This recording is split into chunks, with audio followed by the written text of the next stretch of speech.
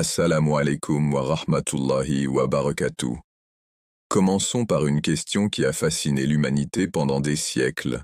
Pourquoi Allah a-t-il accordé des miracles à ses prophètes? Et tout aussi important, en quoi ces miracles sont-ils fondamentalement différents de ce que les gens appellent la magie? Depuis les premiers jours de l'histoire humaine, l'humanité a été captivée par l'extraordinaire. Chaque fois que quelque chose se produisait au-delà de la compréhension humaine, les gens l'appelaient soit un miracle, soit ils le rejetaient, comme de la sorcellerie, de la tromperie ou une illusion. Le Coran lui-même nous dit que lorsque les prophètes venaient avec des signes clairs, leurs ennemis les accusaient souvent d'être des magiciens. Pourtant, l'islam établit une distinction très nette entre mujiza, un miracle divin, et sir, une tromperie humaine ou démoniaque. Comprendre cette différence n'est pas seulement important pour la théologie, c'est essentiel pour reconnaître la vérité lorsqu'elle se présente à nous. Imaginez-vous maintenant dans le monde antique. Les gens vivaient sans électricité, sans médecine moderne, sans avions ni satellites. Pour eux, les limites du possible étaient beaucoup plus restreintes. Soudain, un homme arrive, affirmant être un prophète de Dieu.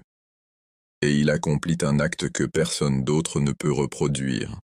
Un bâton se transforme en serpent vivant, la mer se sépare en deux, l'aveugle retrouve la vue, ou bien la lune est fendue en deux. De tels événements n'étaient pas de simples spectacles. Ils étaient des preuves, des signes que cet homme ne parlait pas par son propre désir, mais avec l'autorité d'Allah. Mais voici où la curiosité s'intensifie.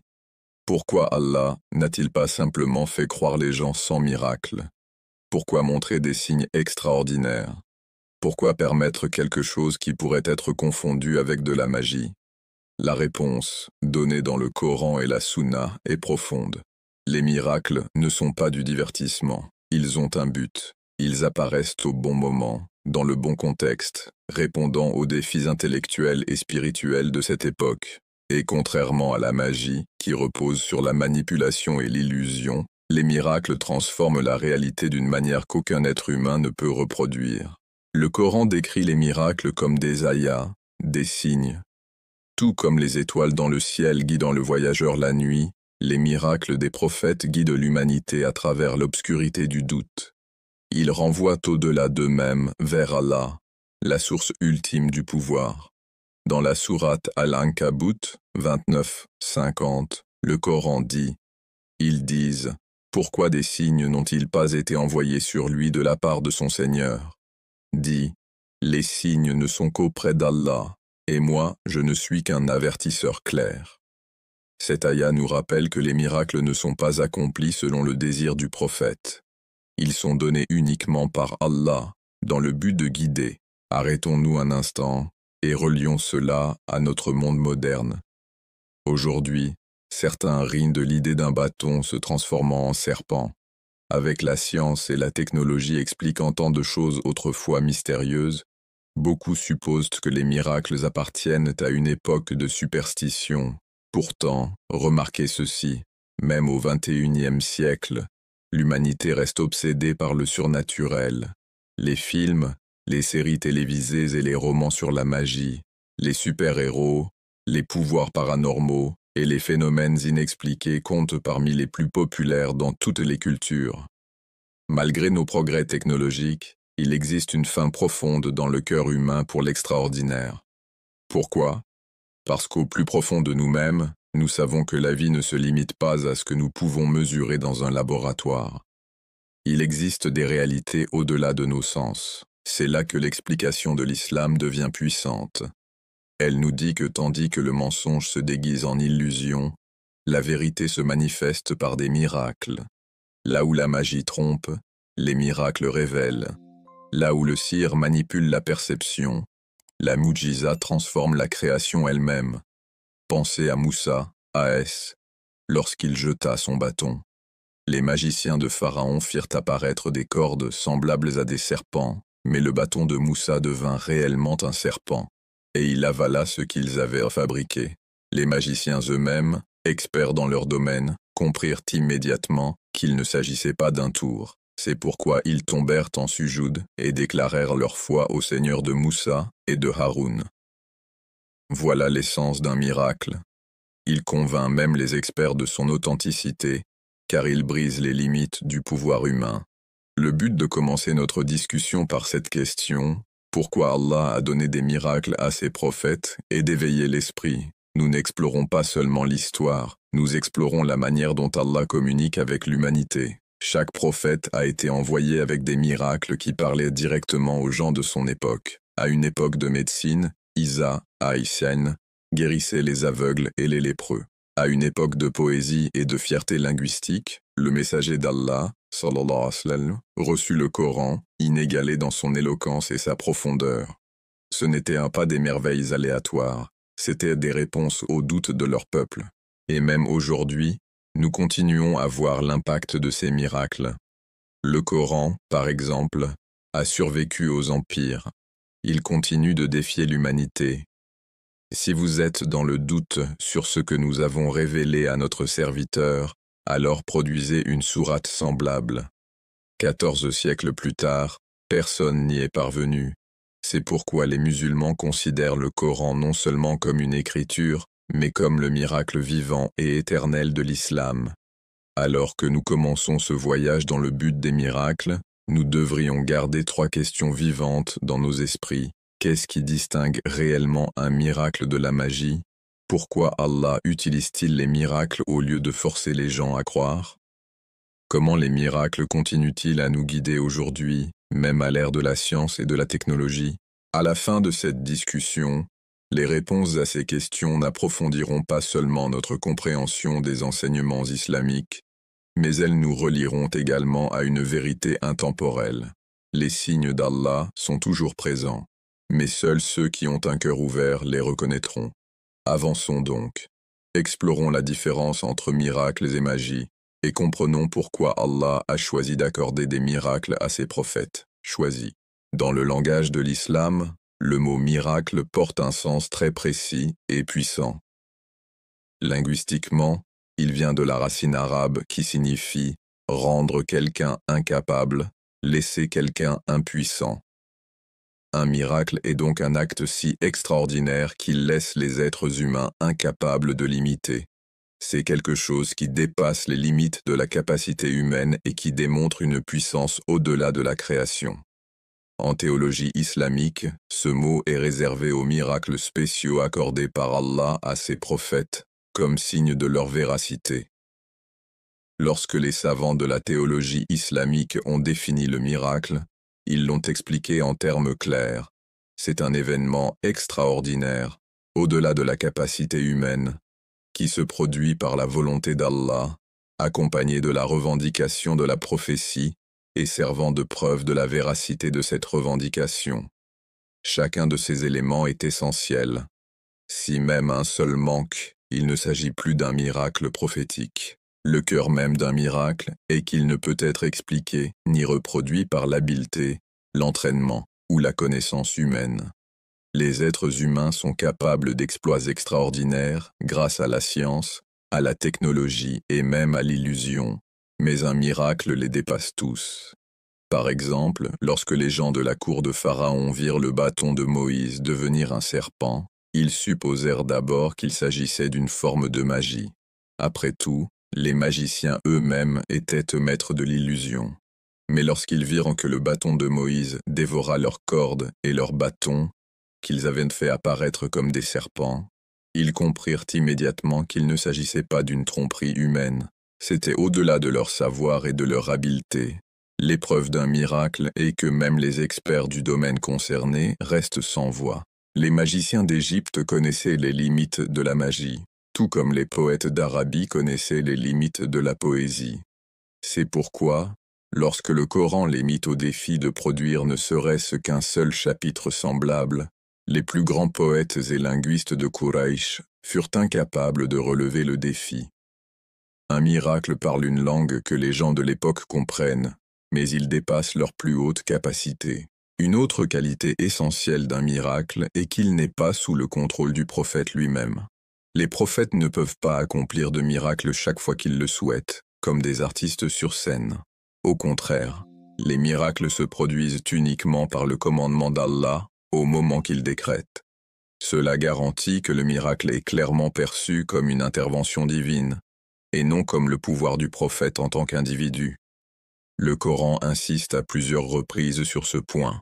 Dans la sourate Al-An'am, Allah dit « Ils jurent par Allah, leurs serments les plus forts, que si un signe leur venait, ils y croiraient sûrement. » Dit « Les signes ne dépendent que d'Allah. » Ce verset nous rappelle que même si les gens exigeaient des miracles selon leurs propres conditions, ce n'était jamais au prophète d'en décider.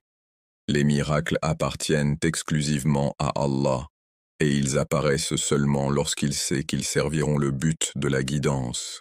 C'est aussi pourquoi le Coran lui-même, bien qu'il ait été récité par la voix du prophète Muhammad, paix et bénédiction sur lui, n'est pas considéré comme son œuvre personnelle, mais comme la révélation directe d'Allah. Le prophète ne l'a pas écrit, ni ne pouvait le modifier. Il était hors de sa volonté, et sa nature miraculeuse résidait dans le fait qu'il était un don divin. Les miracles ne sont pas limités par le temps ou le lieu. Certains eurent un impact immédiat, comme le bâton de Moïse ou les guérisons de Jésus, qui convainquirent les témoins directs. D'autres miracles, cependant, étaient destinés à rester comme preuve permanente. Le Coran en est l'exemple par excellence. Contrairement aux miracles matériels qui prirent fin avec l'instant où ils eurent lieu, le Coran continue de vivre, d'être récité, de défier l'humanité. Cette intemporalité, en fait, le plus grand miracle de tous, car il transcende les siècles et continue de s'adresser aux nouvelles générations. Mais même les miracles qui semblaient limités à une époque continuent d'inspirer la réflexion. Considérons la fente de la Lune. Bien qu'elle ait été observée au 7e siècle, elle demeure un rappel, à travers les générations, de l'autorité donnée au messager d'Allah, paix et bénédiction sur lui. De cette manière, les miracles sont intemporels car ils servent de signe non seulement pour ceux qui étaient présents, mais aussi pour ceux qui croient au témoignage de l'histoire et de la révélation. Un miracle est directement lié à la mission d'un prophète. Ce n'est pas une merveille aléatoire. Il apparaît pour confirmer une revendication, pour renforcer un message ou pour lever les doutes sur l'authenticité de la prophétie. C'est pourquoi les miracles ont toujours un but. Ils ne sont pas des tours destinés au divertissement, ni simplement faits pour émerveiller les gens. Ils portent un sens, indiquant la vérité du message prophétique. Prenons l'exemple de Jésus, qui guérissait l'aveugle et le lépreux, et ressuscitait les morts par la permission d'Allah. Pourquoi ces miracles particuliers lui furent-ils accordés? Parce qu'à cette époque, le peuple d'Israël était profondément engagé dans les sciences médicales. La guérison était leur fierté, le sommet de leur savoir. Allah donna à Jésus des miracles dans le domaine même où ils excellaient, dépassant leurs capacités, leur montrant que le pouvoir de la vie et de la mort appartient à Allah seul. De même, lorsque Muhammad, paix et bénédiction sur lui, vint dans une société où la poésie et l'éloquence étaient à l'art suprême, il reçut le Coran, un miracle de langage et de sens qu'aucun ne pouvait égaler. Ce schéma montre que les miracles ne sont pas des spectacles aléatoires. Ils sont conçus divinement pour rejoindre les gens là où ils sont, puis les élever au-delà de leurs limites afin de reconnaître la vérité d'Allah. Enfin, les miracles portent un poids de vérité qui ne peut être nié par ceux qui sont sincères. Le Coran décrit comment même les magiciens de Pharaon, qui étaient venus pour s'opposer à Moïse, furent contraints d'admettre la foi parce qu'ils reconnurent la différence entre l'illusion et la réalité. Les miracles s'adressent directement au cœur et à l'esprit humain. Bien que certains puissent les nier avec entêtement, la clarté d'un vrai miracle ne laisse aucun doute à ceux qui cherchent la guidance. En résumé, un miracle n'est pas simplement un événement extraordinaire. C'est un signe délibéré d'Allah, au-delà du pouvoir humain, se produisant uniquement par sa volonté, répondant souvent aux défis de son époque et servant de preuve intemporelle de la prophétie. La merveille d'un miracle est qu'il n'existe jamais de manière isolée. Il fait toujours partie d'une réalité plus vaste qui renvoie à la vérité du message d'Allah. Les savants musulmans ont donc établi une distinction claire entre une mujiza d'un prophète et d'autres actes extraordinaires qui peuvent se produire à travers des serviteurs pieux d'Allah, connus sous le nom de karamat. Une karama est un événement prodigieux qui peut survenir par l'intermédiaire d'un saint ou d'un croyant vertueux, mais qui n'est pas lié à la revendication de la prophétie, ni destiné à prouver la révélation. La différence peut sembler subtile au premier abord, mais elle est essentielle. Une karama est un signe de la bénédiction d'Allah accordée à ses serviteurs élus, tandis qu'une mujiza est une preuve publique, indéniable, destinée à établir l'autorité divine d'un prophète. Par exemple, si un saint marchait sur l'eau ou recevait la connaissance de ce qui est caché, cela serait compris comme une bénédiction d'Allah, mais cela ne lui donnerait jamais le droit de revendiquer la prophétie. Les miracles prophétiques, en revanche, accompagnent la mission d'appeler l'humanité à la guidance divine, et sans eux, la revendication resterait non prouvée. Cette distinction protège également la finalité de la prophétie. Avec la venue de Muhammad, personne après lui ne peut prétendre être un prophète, et donc personne ne peut recevoir une mujiza. Pourtant, Allah, dans sa miséricorde, continue d'honorer les croyants par des karamates, à la fois pour renforcer leur foi et pour rappeler aux gens sa puissance. Le Coran et les hadiths rapportent tous deux des exemples de bénédictions extraordinaires accordées aux compagnons et aux saints, mais les musulmans ont toujours pris soin de les distinguer des miracles des prophètes. C'est pourquoi les savants musulmans insistent sur le fait que si quelqu'un aujourd'hui accomplissait un acte extraordinaire, cela ne pourrait jamais l'élever à la prophétie. La porte de la prophétie est fermée, et les miracles des prophètes demeurent uniques et inégalés. Une autre distinction réside entre les miracles et les actes de magie. Sire. Le Coran parle ouvertement de l'existence de la magie. Il reconnaît que certaines personnes sont capables de créer des illusions, d'influencer la perception, voire de causer du tort par la permission d'Allah. Cependant, la magie n'est pas la vérité divine. C'est un art, souvent acquis par des pratiques occultes, la manipulation des djinns et la tromperie. Tandis qu'un magicien peut étonner une foule, l'essence de son acte est la ruse ou l'exploitation de forces cachées. Les miracles, en revanche, sont clairs, purs et échappent totalement au contrôle humain.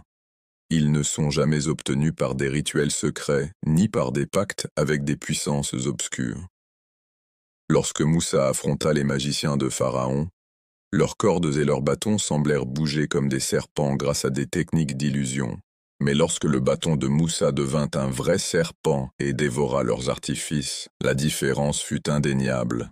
Le Coran souligne que les magiciens tombèrent en prosternation, non parce qu'ils virent quelque chose d'impressionnant, mais parce qu'ils reconnurent la vérité.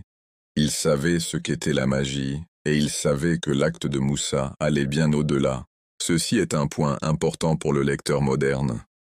Même aujourd'hui, les gens sont fascinés par les magiciens, les illusionnistes et les artistes capables d'accomplir des choses apparemment impossibles.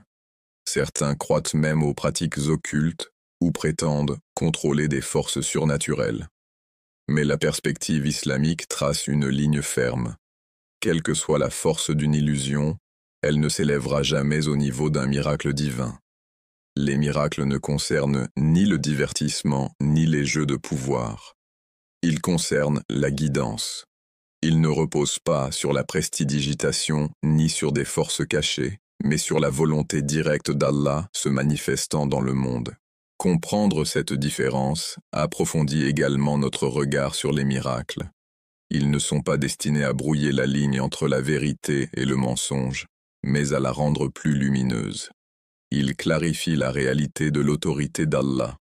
Là où la magie confond, trompe ou cherche un gain personnel, les miracles apportent la certitude, la guidance et un appel à une foi plus élevée.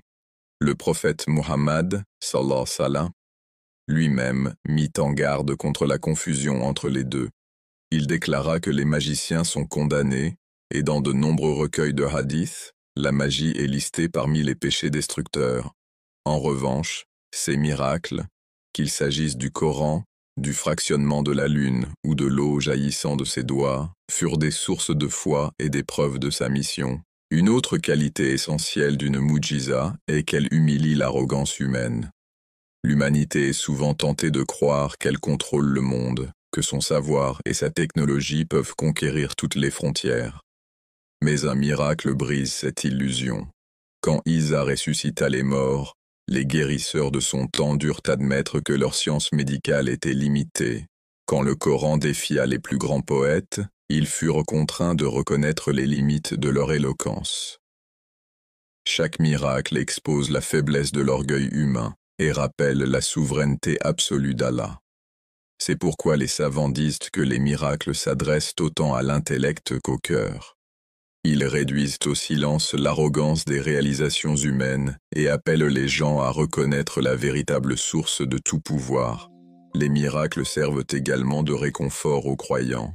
Bien qu'ils soient principalement des preuves pour ceux qui doutent, ils consolent et renforcent aussi ceux qui ont déjà la foi.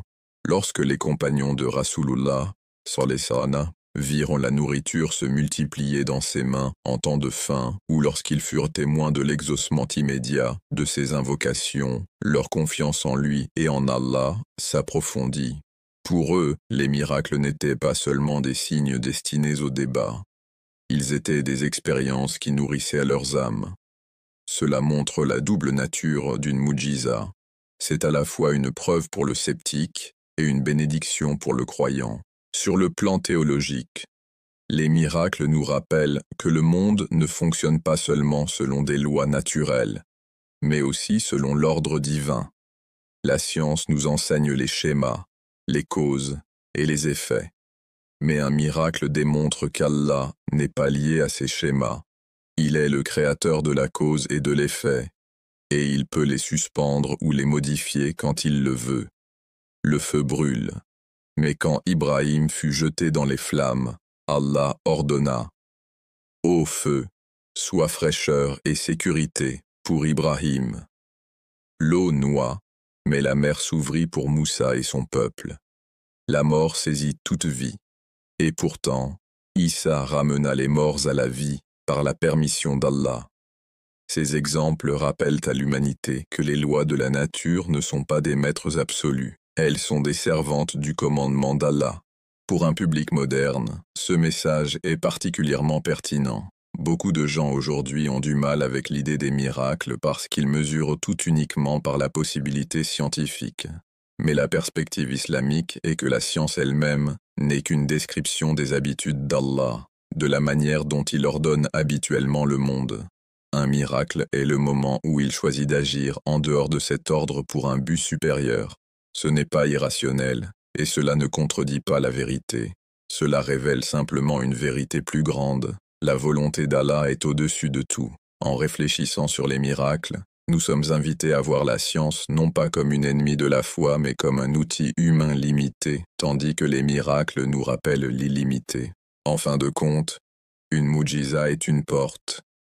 Elle ouvre le cœur humain à une réalité plus grande que lui-même. Elle prouve l'authenticité de la prophétie, protège la différence entre vérité divine et illusion humaine, humilie l'arrogance, renforce la foi et nous rappelle qu'Allah seul est aux commandes. C'est pourquoi le Coran appelle les miracles ayat, des signes. Ce sont des signes qui pointent vers Allah, guidant ceux qui veulent voir et révélant l'entêtement de ceux qui refusent. Depuis le tout début de la révélation, le Coran a tracé une ligne nette entre un miracle qui vient d'Allah et la magie qui repose sur la tromperie humaine, la manipulation ou même des alliances plus sombres avec l'invisible. Cette distinction n'est pas seulement théologique, mais aussi profondément pratique. Elle définit quel type d'actes extraordinaires guident les gens vers la vérité et quel type les égare. Un miracle, ou mujiza, est destiné à confirmer la mission d'un prophète, à apporter de la clarté et à humilier l'esprit humain afin qu'il reconnaisse la vérité divine. La magie, ou siya, en revanche, obscurcit la vérité, crée des illusions et manipule souvent les gens pour des gains terrestres. Le Coran reconnaît ces deux réalités, mais il les place dans des catégories opposées. l'une comme une lumière d'Allah, l'autre comme une épreuve et une tromperie. L'histoire de Moussa et de Pharaon est la démonstration la plus puissante de ce contraste. Lorsque Moussa fut envoyé pour transmettre le message d'Allah à Pharaon, l'une des objections immédiates fut: comment les gens pouvaient-ils savoir que Moussa avait réellement été envoyé par Allah? Pharaon avait des magiciens, des hommes formés aux tours et aux illusions, capables d'impressionner les foules par leur habileté. Pour les Égyptiens, de tels actes étaient familiers, voire vénérés. Ainsi, lorsque Moussa se tint devant eux avec son bâton et les signes d'Allah, Pharaon se moqua de lui, disant qu'il n'était pas différent d'un sorcier. Pour le prouver, il rassembla les plus grands magiciens du pays et organisa une confrontation. Le Coran décrit ce moment de façon vivante. Les magiciens jetèrent à leurs cordes et leurs bâtons, et par leur art, il apparut au peuple qu'ils bougeaient. La foule poussa des exclamations, éblouie par ce qui semblait être une mer de serpents ondulant sur le sol. Aux yeux humains, cela paraissait extraordinaire. Mais ce n'était encore qu'une illusion.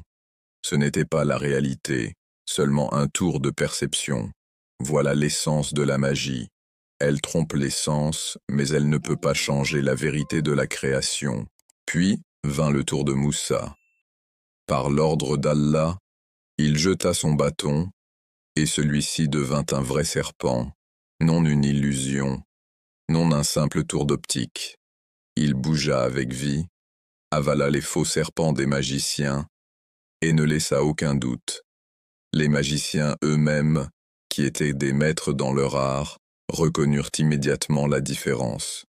Ils savaient que ce qu'ils avaient fait relevait de l'illusion, mais ce que Moussa fit était la réalité. Leur connaissance de leurs propres limites fit d'eux les premiers à se prosterner, déclarant leur foi dans le Seigneur de Moussa et de Haroun. Cette scène est profonde, car elle montre que la preuve la plus claire d'un miracle n'est pas d'impressionner les gens ordinaires, mais de réduire au silence même les experts du domaine. Ce qui rend l'histoire encore plus frappante est la réaction de Pharaon. Au lieu de reconnaître la vérité, il accusa les magiciens de comploter avec Moussa. Cela reflète un schéma intemporel. Ceux qui sont aveuglés par l'arrogance et le pouvoir peuvent refuser d'accepter un miracle, aussi évident soit-il. Mais pour ceux qui sont sincères, la différence entre magie et miracle est indéniable. La magie trompe les sens, mais un miracle pénètre le cœur. D'un point de vue théologique, la magie est décrite dans le Coran comme quelque chose qui existe, mais dont la nature est nuisible. Dans la sourate Al-Baqarah, Allah nous parle des gens de Babylone et de l'histoire de Harut et Marut, deux anges envoyés comme une épreuve. Ils enseignaient aux gens la magie, mais toujours avec un avertissement. Nous ne sommes qu'une tentation, ne mécroyez donc pas. Pourtant, les gens apprirent d'eux ce qui pouvait séparer un mari de sa femme. Ce passage nous montre que le sihr implique une manipulation, causant souvent du tort, et qu'il s'agit d'une épreuve, un moyen par lequel Allah met en lumière la sincérité ou la corruption des gens. Ceux qui le recherchent poursuivent un pouvoir pour de mauvaises raisons. Les miracles, en revanche, ne sont jamais recherchés pour un pouvoir terrestre. Les prophètes ne demandent pas de miracles pour leur propre bénéfice. Ils apparaissent uniquement par la volonté d'Allah, au moment où son message a besoin d'être confirmé. Ils guérissent plutôt qu'ils ne nuisent. Ils guident plutôt qu'ils n'égarent. Le Coran les décrit comme des ayats, des signes qui orientent les gens vers Allah. C'est pourquoi le prophète Muhammad, sallallahu alayhi wa sallam, rejeta les demandes des Quraysh lorsqu'ils lui demandèrent de produire des miracles selon leurs conditions. Il disait « Fais que les montagnes deviennent de l'or » ou « Fais couler des rivières dans le désert ».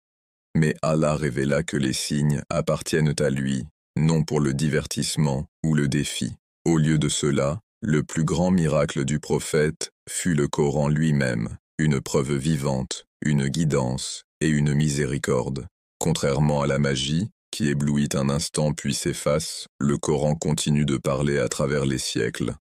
La magie dépend aussi de moyens cachés, que ce soit par la manipulation de la perception, des paroles secrètes, ou l'assistance des djinns, elle repose sur ce qui est dissimulé au public.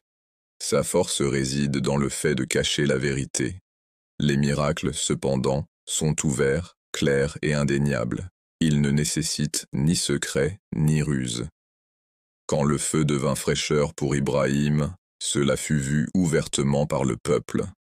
Quand Isa guérit l'aveugle, le lépreux et ressuscita même les morts, ce fut en public. Les miracles n'ont pas besoin de coulisses cachées, ni de fumée et de miroirs, car leur but est de dévoiler la réalité, non de la dissimuler. Le contraste, alors, est absolu. La magie repose sur la tromperie, la manipulation est parfois le mensonge pur. Les miracles reposent sur la vérité divine, la clarté et la guidance. L'une mène à la confusion, l'autre à la certitude. L'une a servi les cœurs à la peur et à la superstition, l'autre libère les cœurs vers la foi et la confiance en Allah. Le cœur humain a toujours été fasciné par l'extraordinaire. À travers les cultures et les époques, les gens se sont rassemblés autour des cracheurs de feu, des illusionnistes, des magiciens et de ceux qui prétendent avoir des pouvoirs secrets. Pourtant, le Coran et la Sunna tracent une limite qui ne peut être franchie. L'extraordinaire n'est pas toujours divin. Certains actes viennent de la tromperie, d'autres de la manipulation de forces cachées, et certains encore de la miséricorde et de la volonté d'Allah seul. Un miracle, une mujiza, est une vérité divine. La magie, le sihr, est une tromperie, même si elle paraît éblouissante. Comprendre cette différence n'est pas seulement théologique. C'est une question de guider contre égarement, de clarté contre confusion. Les savants de l'islam ont expliqué cela en termes précis. La magie est la manipulation de forces créées, utilisant des méthodes cachées, des mots, des symboles ou des alliances avec les djinns. Elle ne brise pas les lois de la création, elle ne fait que plier la perception humaine. Un illusionniste peut faire paraître une corde comme si elle bougeait, mais la corde elle-même ne prend pas vie. Un magicien peut utiliser des djinns pour transmettre des informations, mais les djinns restent des créatures limitées, et l'acte ne transcende pas l'ordre créé. Un miracle, en revanche, est une suspension directe de l'ordre naturel par Allah. Il n'est pas accompli par des rituels ou des forces cachées, mais par un commandement divin. Lorsque le feu n'a pas brûlé Ibrahim, ce n'était pas une manipulation du feu par une puissance cachée.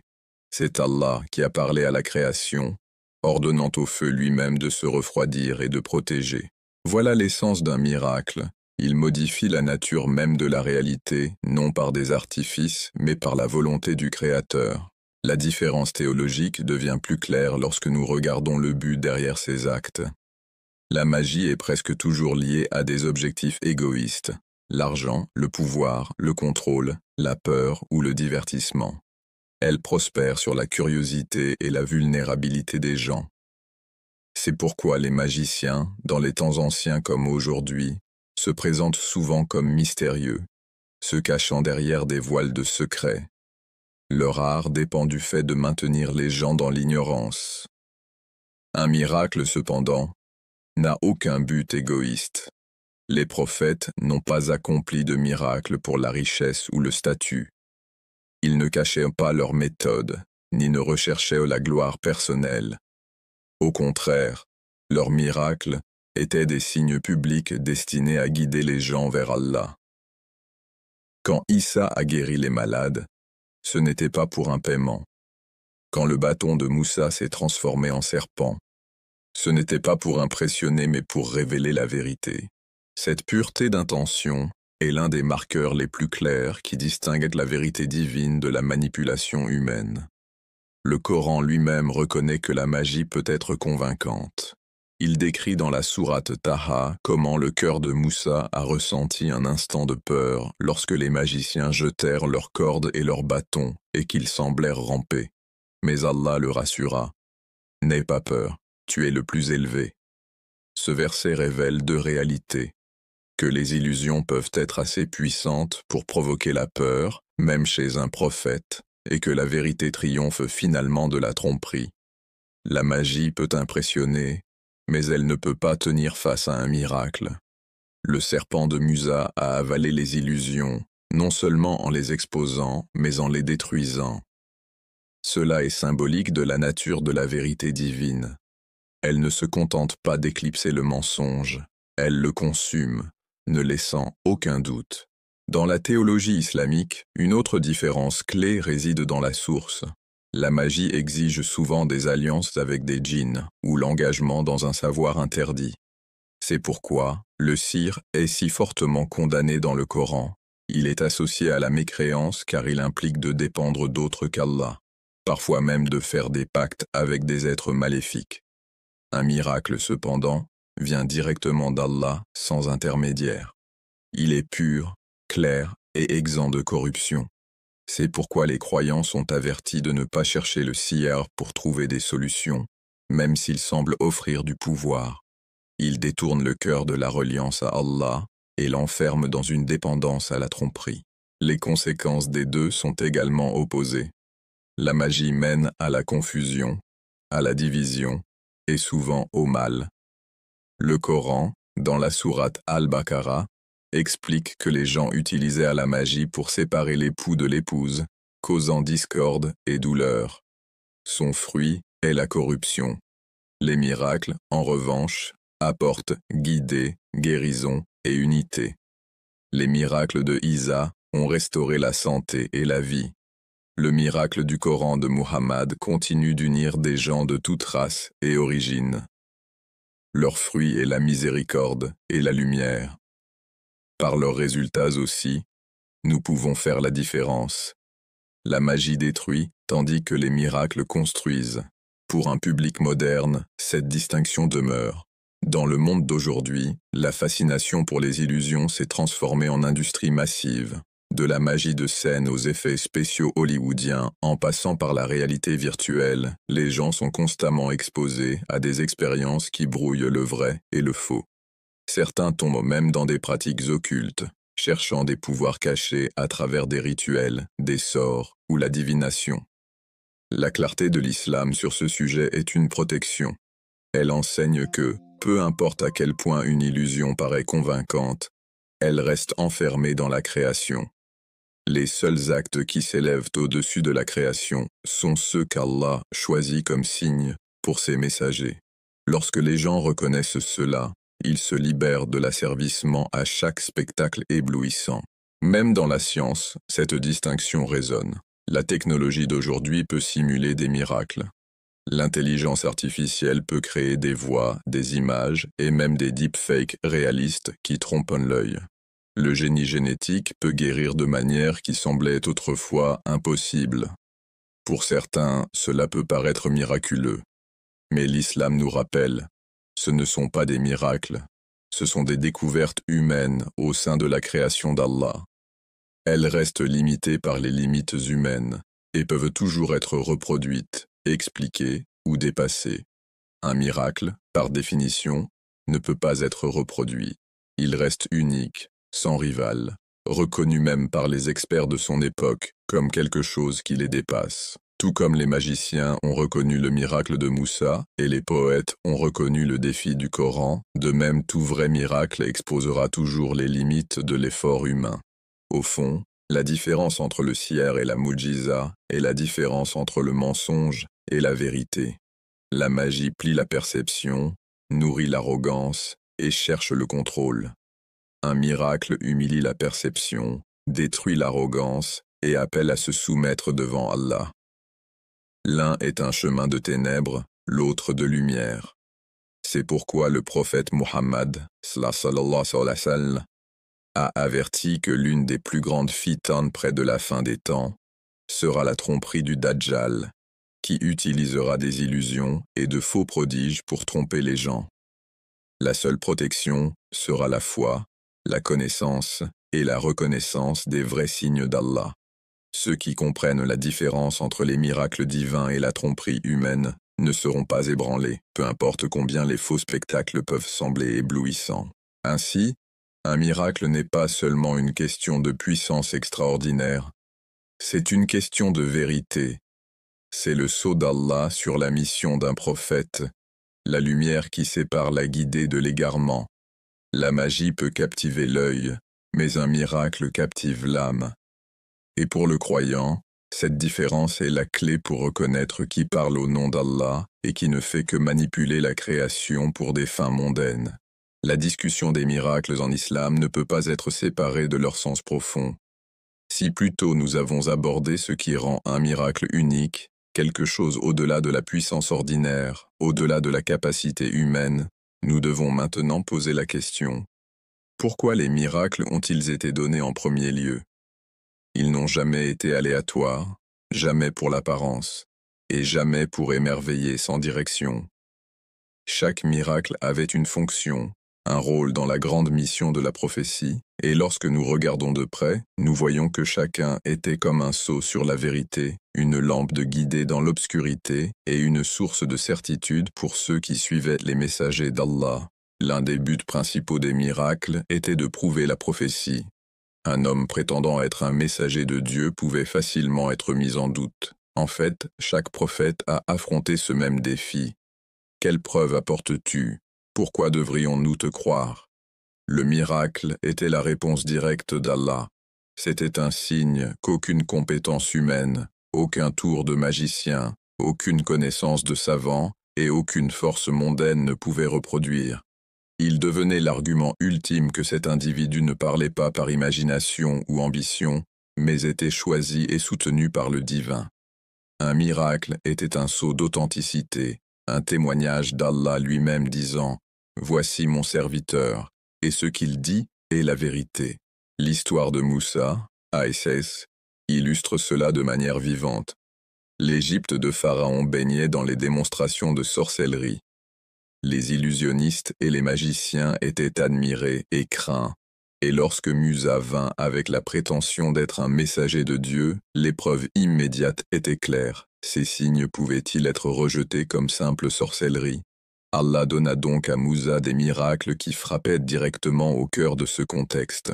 Son bâton devint un serpent vivant, avalant les illusions des magiciens. Les magiciens, experts dans leur art, reconnurent instantanément la différence. Ils connaissaient les limites de la tromperie, et ce que Musa montrait était au-delà de toute ruse humaine. À ce moment-là, ils tombèrent en prosternation, déclarant leur foi au Seigneur de Musa et de Haroun. Remarquez que le miracle fit plus que réduire au silence la cour de Pharaon. Il transforma les instruments mêmes du mensonge en témoins de la vérité.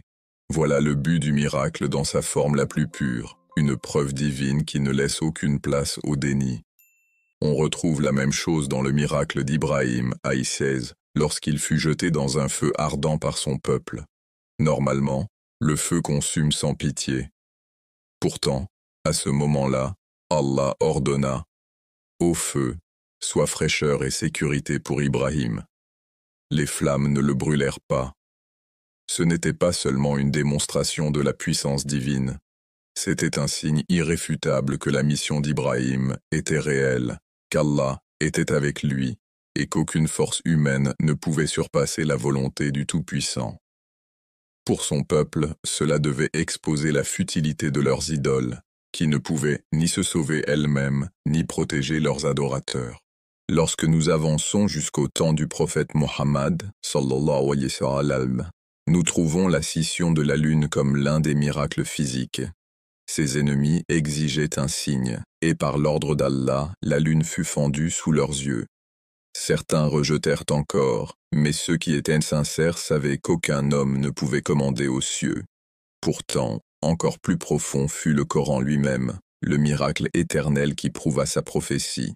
Contrairement à un événement passager, le Coran perdure à travers les siècles. Son éloquence inégalée, sa sagesse et sa profondeur ne purent être défiées par les plus grands poètes et orateurs de l'Arabie. C'est pourquoi le Coran est appelé non seulement un miracle, mais le miracle, un signe qui continue de prouver la prophétie à chaque époque. Aucun autre miracle dans l'histoire n'a eu la même fonction intemporelle de témoigner, à travers les générations, que Muhammad, sallallahu alayhi wa sallam, était véritablement le messager d'Allah. Étroitement lié à la preuve de la prophétie se trouve le deuxième grand but des miracles, servir de signe de la puissance d'Allah. L'humanité devient souvent prisonnière des schémas de la nature. Nous mesurons tout par ce que la science explique, par ce que nos sens perçoivent, par la répétition de la cause et de l'effet.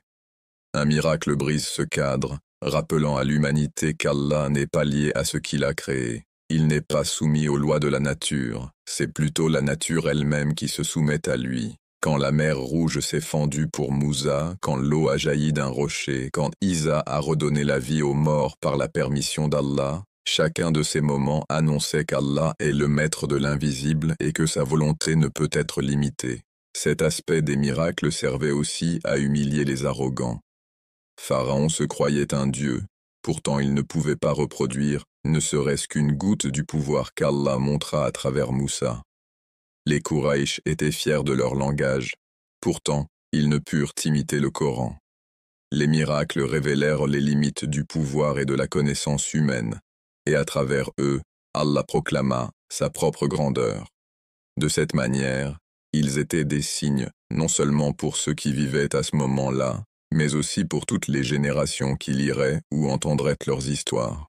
Ainsi, lorsque nous examinons le but des miracles, nous voyons déjà deux niveaux. Ils établissent la vérité de la mission prophétique et reflètent la puissance illimitée d'Allah. Ils sont à la fois preuve et rappel, à la fois argument et inspiration. Ils confrontent le déni par une réalité indéniable, et ils tournent le regard humain vers le haut, au-delà du monde visible, vers celui qui contrôle toute existence. Le rôle des miracles en islam va au-delà de la preuve de la prophétie et du témoignage de la majesté d'Allah. Si telle avait été leur seule fonction, ils n'auraient été que des éclairs temporaires dans l'histoire, rappelés mais non profondément transformateurs. Pourtant, en vérité, les miracles guidaient aussi, inspiraient et répondaient directement aux défis spirituels et intellectuels de leur époque.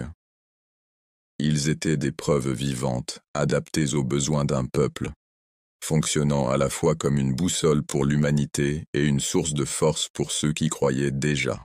Un autre but central des miracles était de guider l'humanité vers la vérité. L'humanité a toujours été diverse dans ses croyances. Certains suivent la raison, d'autres suivent la tradition. Certains sont influencés par le spectacle, et d'autres exigent une preuve tangible. Les miracles brisaient toutes ces barrières. Ils parlaient à chaque cœur, contournant les excuses et révélant la vérité d'une manière qui ne pouvait être niée. Ils démantelaient les illusions des faux dirigeants et apportèrent de la clarté dans les moments de confusion. Lorsque le bâton de Moussa avala les tours des magiciens, le peuple put voir la distinction entre la manipulation et la réalité divine. Lorsque Issa guérit l'aveugle et ressuscita les morts, les gens comprirent qu'il ne s'agissait pas d'un médecin, mais d'un messager envoyé par le Seigneur des mondes. Et lorsque Muhammad, sallallahu alayhi wa sallam, récita le Coran, même ses ennemis furent forcés d'admettre son éloquence inégalée, même s'ils rejetèrent son message. Dans chaque cas, le miracle n'était pas une fin en soi, mais un panneau indiquant directement la vérité. Cette fonction de guidage est soulignée dans le Coran lui-même.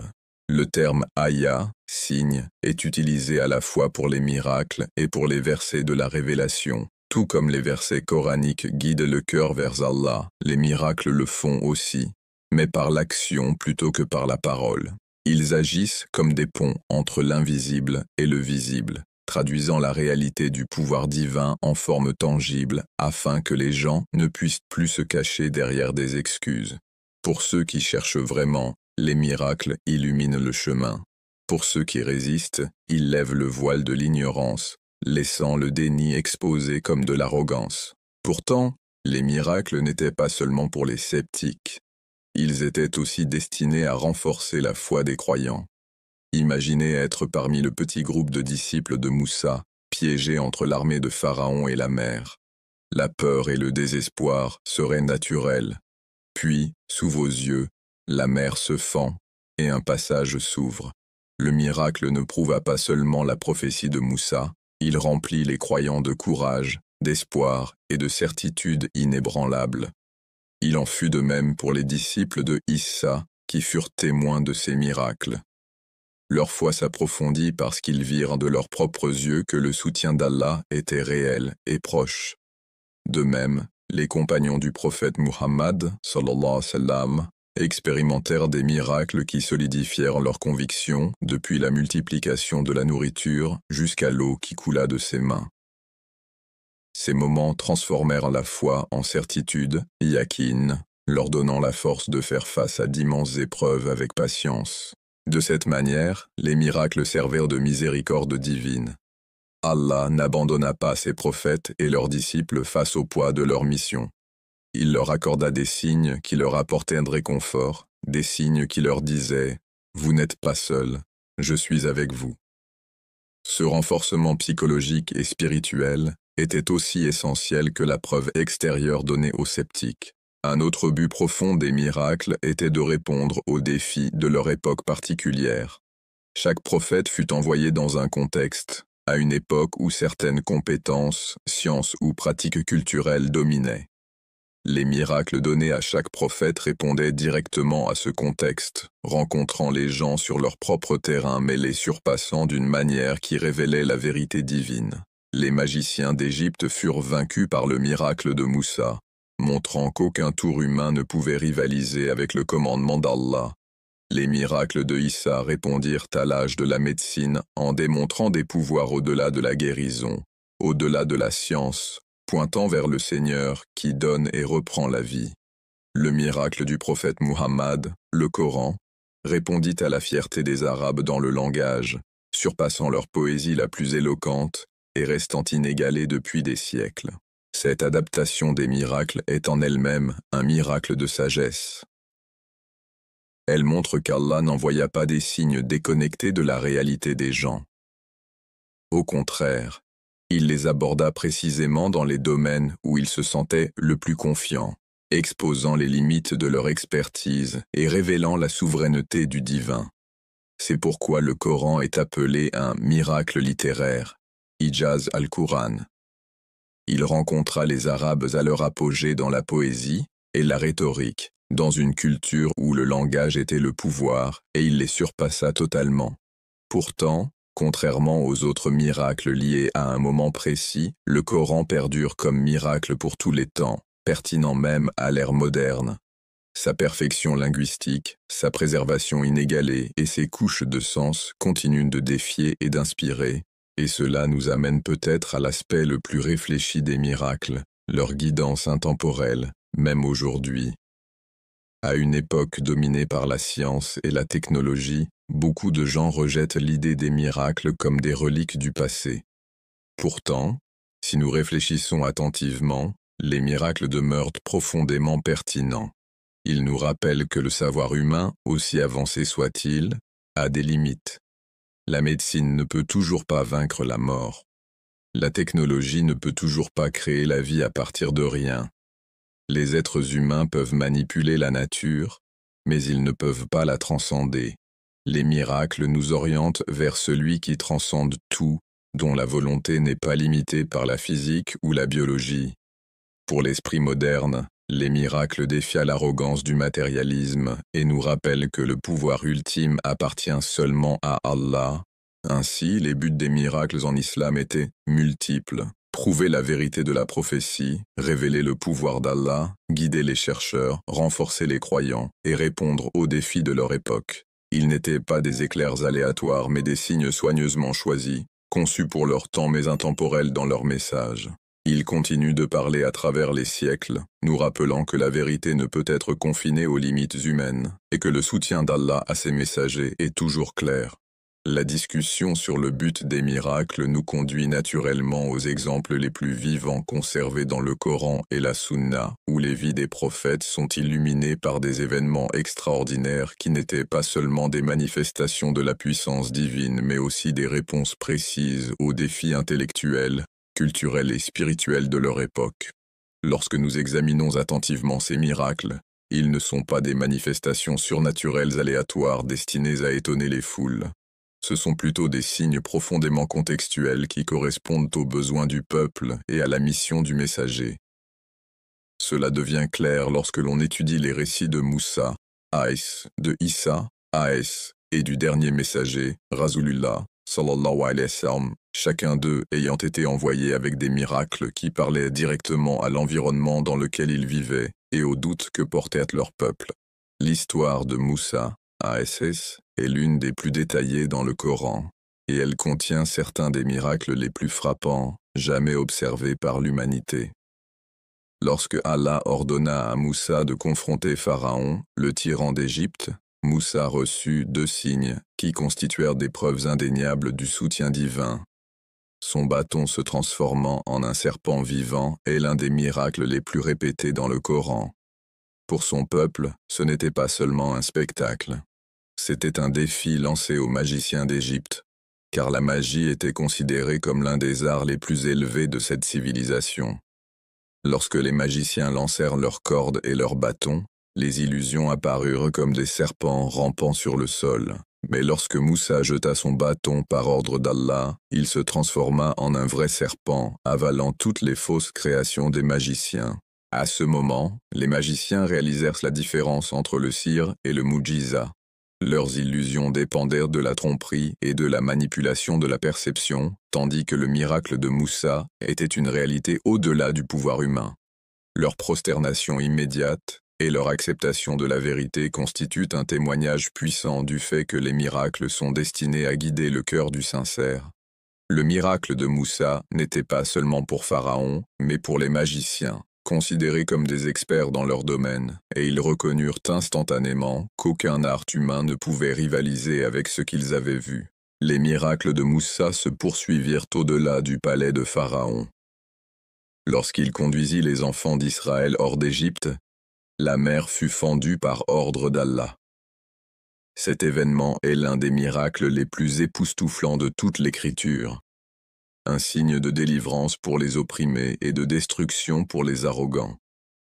Le partage de la mer n'était pas seulement une voie d'évasion, il symbolisait le triomphe de la vérité sur le mensonge et le sauvetage de la foi de l'emprise de la tyrannie. Le Coran le décrit avec majesté. Des murs d'eau se tenaient de chaque côté, tandis qu'un chemin de sécurité s'ouvrait pour Moussa et ses disciples. Encore une fois, ce miracle n'était pas une illusion, mais une transformation de l'ordre naturel par la volonté divine.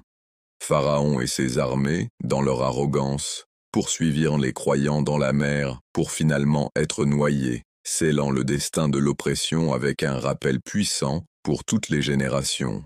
Allah préserva le corps de Pharaon comme un signe pour l'humanité future, un miracle durable dans le miracle. Le bâton qui frappa la mer frappa aussi un rocher dans le désert, faisant jaillir de l'eau pour le peuple assoiffé d'Israël. Ces manifestations répétées de puissance soulignent comment les miracles de Moussa répondaient aux besoins physiques et spirituels de sa nation. Fournir de l'eau quand ils désespéraient, offrir la sécurité lorsqu'ils étaient piégés, et donner la victoire lorsqu'ils étaient opprimés. En passant de Moussa à Issa, à S16, nous entrons dans un tout autre contexte. Alors que les miracles de Moussa affrontaient une société immergée dans la magie et la tyrannie, les signes de Issa étaient dirigés vers un peuple qui s'enorgueillissait de la médecine, de la guérison et de la théologie rationnelle. Les enfants d'Israël étaient avancés dans le domaine médical et se considéraient comme compétents dans le diagnostic et le traitement des maladies. À cette société, Allah donna à Issa la capacité de guérir ce qu'aucun médecin ne pouvait guérir. Il guérit les aveugles de naissance et il soigna les lépreux, qui portaient des maladies considérées comme incurables et intouchables par la société.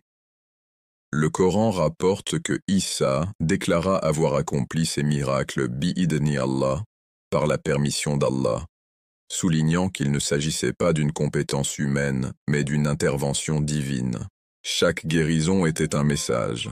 Allah est le véritable guérisseur, et l'autorité de la prophétie dépasse les limites de la science humaine. Encore plus frappante était la capacité de Issa à redonner vie aux morts. Ce miracle répondait à la limite ultime du pouvoir humain, car aucun médecin, aussi compétent soit-il, ne pouvait rendre la vie une fois qu'elle était partie. En ressuscitant les morts, Issa démontra non seulement la puissance divine, mais aussi la réalité de la résurrection, rappelant à son peuple que la vie après la mort est entre les mains d'Allah. Un autre miracle unique à Issa fut la table servie du ciel, Al-Maïda, que le Coran décrit comme un grand signe. Lorsque ses disciples demandèrent un signe pour renforcer leur foi, Allah accorda une table de nourriture descendue du ciel. Ce miracle associait une subsistance matérielle à un réconfort spirituel, liant le message de Issa à la miséricorde et à la générosité d'Allah. Les miracles de Issa parlaient donc directement à son époque. Ils montraient la supériorité sur les connaissances médicales de son peuple, il défiait leur scepticisme concernant la résurrection, et il leur rappelait la providence divine dans un monde où les besoins matériels prenaient souvent le dessus sur les besoins spirituels.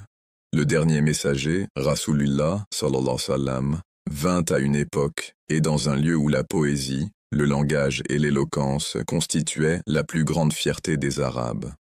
Le Coran fut révélé comme le plus grand miracle de tous, non seulement pour les Arabes de cette époque, mais pour chaque génération jusqu'à la fin des temps. Le Coran est un miracle linguistique, inégalé dans son éloquence, son rythme, sa profondeur et sa sagesse. Les Arabes, maîtres de la poésie et de la rhétorique, furent mis au défi de produire une seule sourate semblable, mais aucun ne put relever le défi.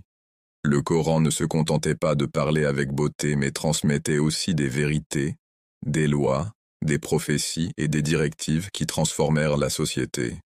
Contrairement aux miracles précédents, qui étaient liés à un temps et à un lieu, le Coran demeure un miracle éternel accessible à chaque génération. Il transcende les limites du temps en s'adressant continuellement à l'intellect, à l'esprit et au cœur humain. Parallèlement au Coran, Rasulullah sallallahu alayhi wa sallam reçut d'autres miracles. Le fractionnement de la lune est l'un des signes les plus spectaculaires dont furent témoins ses contemporains. Lorsque les Quraysh exigèrent un signe, la lune apparut scindée en deux par la volonté d'Allah, et ceux qui la virent ne purent nier l'événement. Pourtant, comme pour tous les miracles, ce n'était pas seulement pour le spectacle mais un appel à la réflexion.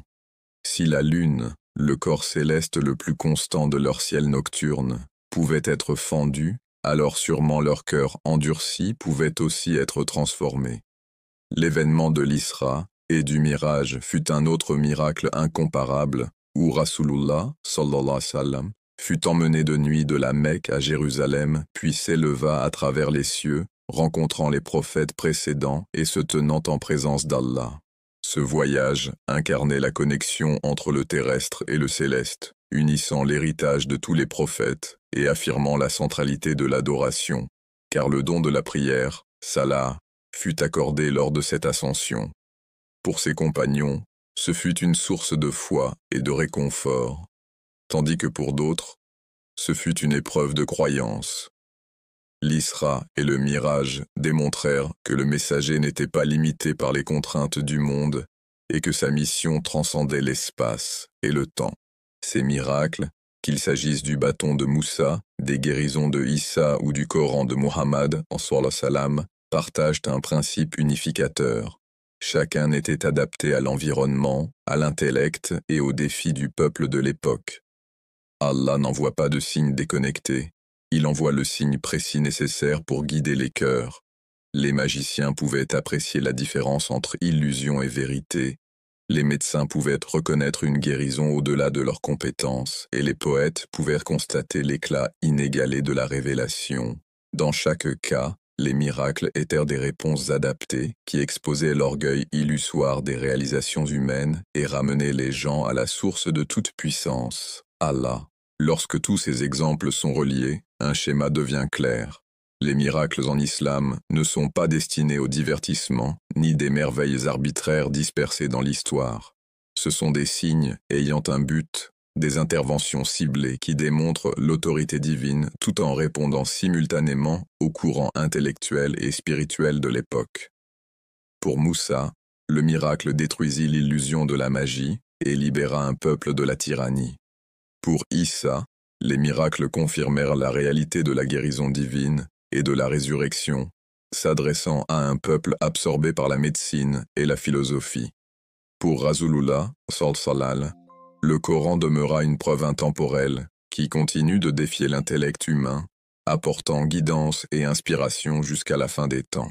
Cette continuité montre que les miracles sont l'un des moyens les plus profonds par lesquels Allah communique avec l'humanité, par des actes qui ne peuvent être niés, enracinés dans le contexte de leur époque, mais pointant au-delà du monde matériel vers la vérité éternelle de l'unicité divine. Les miracles en islam n'ont jamais été destinés à n'être que de simples spectacles.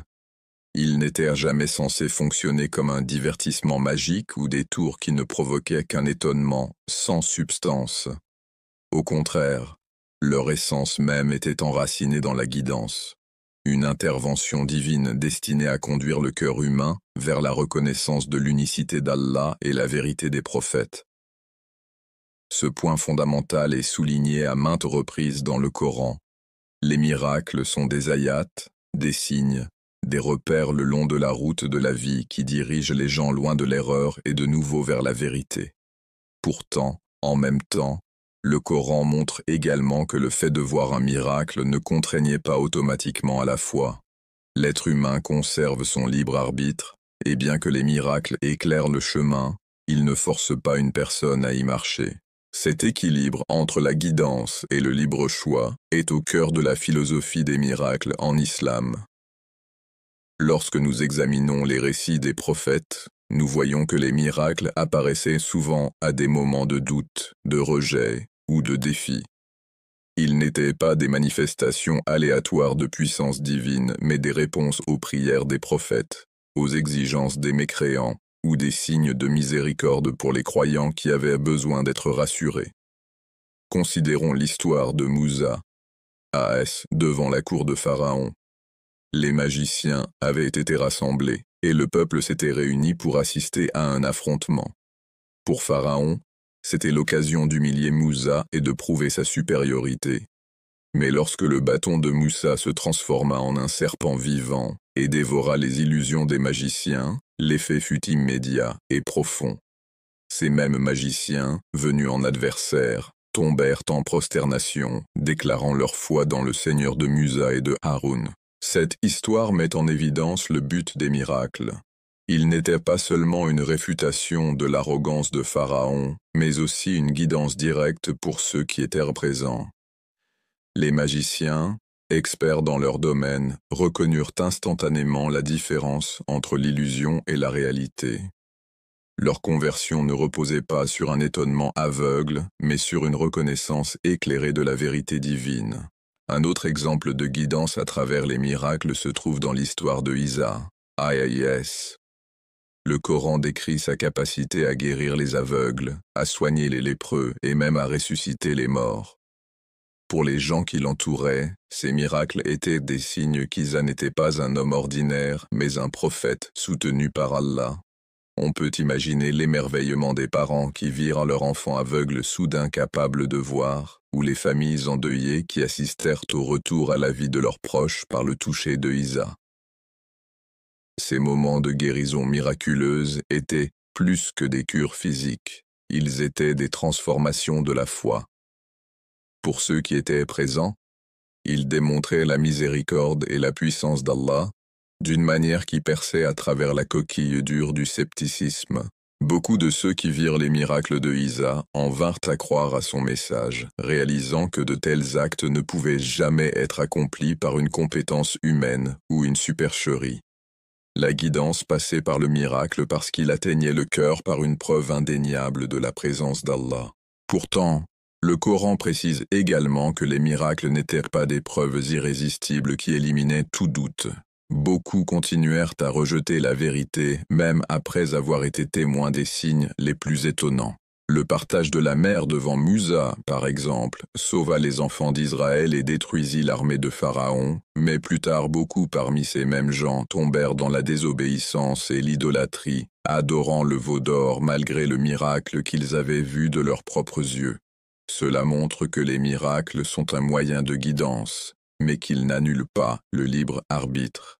La foi exige l'humilité et l'ouverture du cœur, et ceux qui restent arrogants ou obstinés peuvent encore se détourner même après avoir vu les signes les plus puissants. De même, lorsque Rasulullah, sallallahu alayhi wa sallam, fendit la lune, Les Quraysh qui le rejetaient prétendirent que c'était une illusion, écartant le signe au lieu de l'accepter. Le miracle était clair, mais leur cœur était voilé. Cette dualité met en évidence une vérité profonde. Les miracles ne visent pas à submerger les sens pour forcer la croyance, mais à donner aux gens une chance de répondre sincèrement. Le miracle est une opportunité, mais le choix reste le leur. Le Coran nous rappelle à plusieurs reprises que la guidance vient en fin de compte d'Allah, et que les miracles servent de véhicule à cette guidance. Le cœur prêt sera illuminé par le miracle, tandis que le cœur fermé restera dans les ténèbres, peu importe ce qu'il voit. Par exemple, lorsqu'Isa, A.S., pria pour la table descendue du ciel, Al-Maïda, ses disciples la demandèrent d'abord comme un signe pour renforcer leur foi. Le miracle fut accordé, et il les fortifia. Mais Allah avertit également que rejeter la vérité après un tel miracle entraînerait de graves conséquences. Cet équilibre montre encore une fois que les miracles augmentent la foi des sincères, mais qu'ils ne remplacent pas la responsabilité. L'être humain doit encore choisir la vérité et vivre selon elle. Il existe également de nombreuses histoires d'individus dont la vie fut transformée en étant témoins de miracles. Les magiciens de Pharaon, comme déjà mentionné, constituent l'un des exemples les plus frappants. Leur conversion soudaine et unanime malgré la menace du châtiment de Pharaon montre l'impact indéniable du miracle sur leur cœur. Un autre exemple est celui des compagnons de Rasulullah, sallallahu alayhi wa sallam, qui furent témoins de l'Isra et du Mi'raj. Bien que ce fût une épreuve pour beaucoup, pour les véritables croyants, cela devint un moment de renforcement de leur conviction. Abu Bakr, lorsqu'on lui parla du voyage nocturne miraculeux, répondit immédiatement avec une foi inébranlable, méritant le titre de Al-Siddiq. Ici, nous voyons comment les miracles guident non seulement par le spectacle, mais par l'épreuve qu'ils présentent. Le croyant sincère accepte et grandit, tandis que l'hypocrite chancelle. La guidance par les miracles se rattache également profondément au rôle des prophètes en tant que messagers. La mission d'un prophète est de transmettre la vérité par des paroles et des actions, mais les miracles servent de confirmation divine de leur véracité. Le Coran décrit les miracles comme des bayinat, des preuves claires, qui ne laissent aucune excuse au déni. Lorsqu'un miracle survient, il confirme que le prophète ne parle pas de lui-même, mais d'Allah. Il valide le message et donne de l'assurance aux croyants qui sont souvent sous pression et persécution. De cette manière, les miracles guident à la fois par la clarté intellectuelle et par la réassurance émotionnelle. Ils apaisent les doutes des faibles, renforcent la détermination des fidèles et constituent un défi décisif pour les mécréants. En même temps, le rejet des miracles malgré leur clarté montre que la guidance ne concerne pas seulement la preuve externe, mais aussi l'état interne de l'âme. Pharaon vit le bâton de Musa, les fléaux qui frappèrent l'Égypte et la mer qui se fendit sous ses yeux, et pourtant, il resta arrogant jusqu'à ce que la mort le saisisse. Le Coran déclare que ce n'est que lorsque la noyade le submergea qu'il professa la foi, mais à ce moment-là, il était trop tard. Son rejet des miracles n'était pas dû à un manque de preuves, mais à l'arrogance et au refus de la vérité. Cela démontre que, bien que les miracles guident, ils n'annulent pas la responsabilité humaine. Le miracle montre le chemin, mais l'individu doit encore le parcourir. En réfléchissant à cette dynamique, on se rend compte que les miracles remplissent plusieurs niveaux de guidance. En surface, ils démontrent la puissance divine et confirment la vérité de la prophétie. À un niveau plus profond, ils éprouvent la sincérité de ceux qui en sont témoins, séparant les humbles des arrogants. Ils agissent également comme des rappels permanents pour les générations futures, puisque les récits de miracles sont préservés dans les Écritures pour que nous les méditions. Bien que nous ne puissions pas être témoins du bâton de Moussa ou des guérisons de Isa de nos propres yeux, ces récits nous guident en nous rappelant la puissance, la miséricorde et la justice d'Allah. Ainsi, les miracles continuent de guider à travers le temps, transcendant le moment de leur survenue. En fin de compte, La philosophie des miracles en islam n'est pas axée sur le spectacle, mais sur la guidance. Ce sont des actes de miséricorde qui apportent de la clarté en temps de doute, de la force en temps de faiblesse et un défi en temps d'arrogance. Ils révèlent la limite entre la limitation humaine et la puissance divine, rendant évident que les prophètes sont soutenus par Allah seul. Pourtant, en même temps, ils préservent la dignité du libre arbitre humain en ne forçant pas la croyance. Ceux qui sont sincères voient leur cœur illuminé, tandis que ceux qui sont obstinés trouvent encore une raison de se détourner. Cet équilibre reflète la sagesse d'Allah. La guidance est disponible, les signes sont clairs, mais la responsabilité de les accepter repose sur l'individu.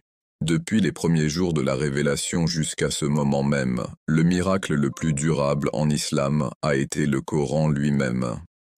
Contrairement aux autres miracles accordés aux prophètes dans les temps anciens, qui étaient souvent limités à un peuple spécifique ou à une époque précise, le Coran demeure une preuve intemporelle qui transcende la géographie, la culture et les générations.